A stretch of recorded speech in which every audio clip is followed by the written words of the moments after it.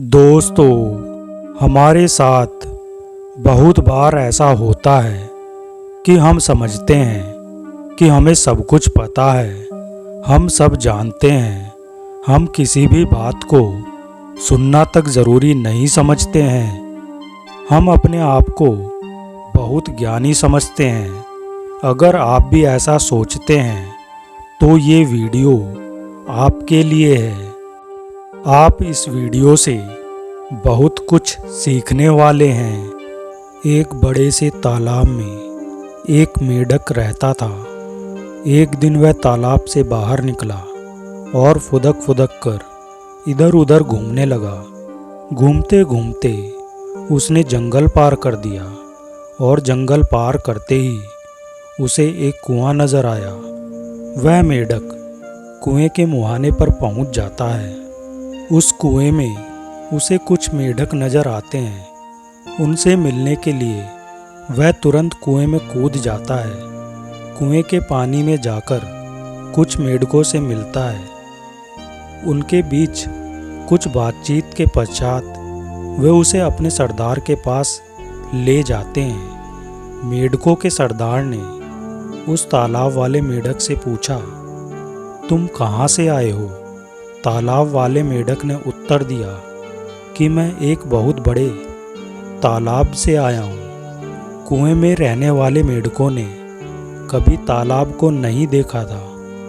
तालाब वाले मेंढक की बात सुनने के बाद वे सब मेंढक आपस में खुसर फुसर करने लगते हैं। मेंढकों के सरदार को भी कुछ भी नहीं समझ आया था कि तालाब होता क्या है।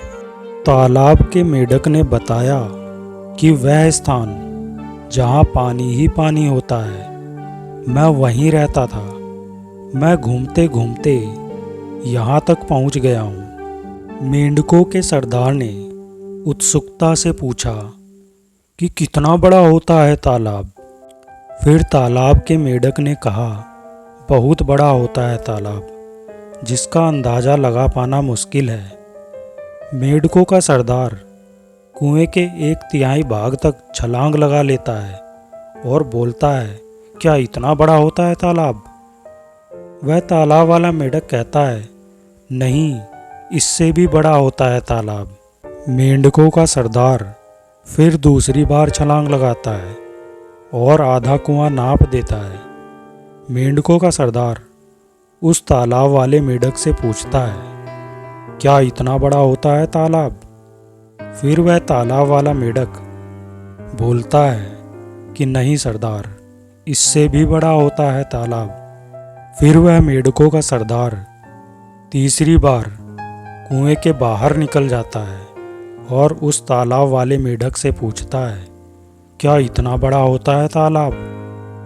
फिर वह तालाब वाला मेंढक बोलता है, इसका अंदाज़ा लगा पाना मुश्किल है, वहाँ पानी ही पानी होता है। मेंढकों का सरदार और कुएं के मेंढक कभी भी कुएं के बाहर नहीं निकले थे। कुएं में ही उनकी दुनिया थी। उन्हें तालाब के मेंढक की बात पर यकीन नहीं हुआ। मेंढकों का सरदार कुछ देर चुप रहा तो समूह में से एक मेंढक बोला, सरदार ये झूठ बोल रहा है। हमारे कुएं से विशाल कोई जगह हो ही नहीं सकती।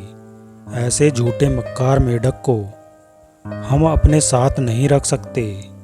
इसे यहाँ से निकाल देना चाहिए। उसके देखा देखी समूह के अन्य मेंढक भी चिल्लाने लगे, इस मेंढक को यहाँ से निकालिए। इस मेंढक को यहाँ रहने की अनुमति नहीं दे सकते। हम इस मेंढक को यहाँ नहीं रख सकते।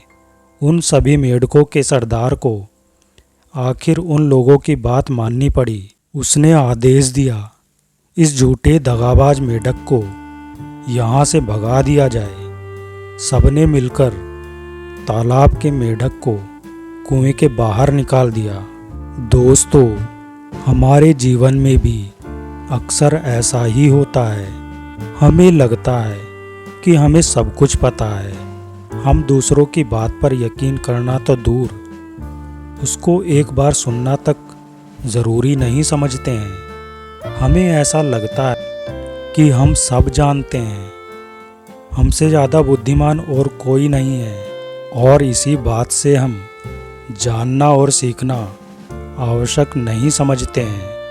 ऐसी बातों से ही हम लोगों पर विश्वास नहीं करते हैं। अगर आप लोगों की बातों को ध्यानपूर्वक समझते ही नहीं हैं तो आप कुछ नहीं सीख सकते।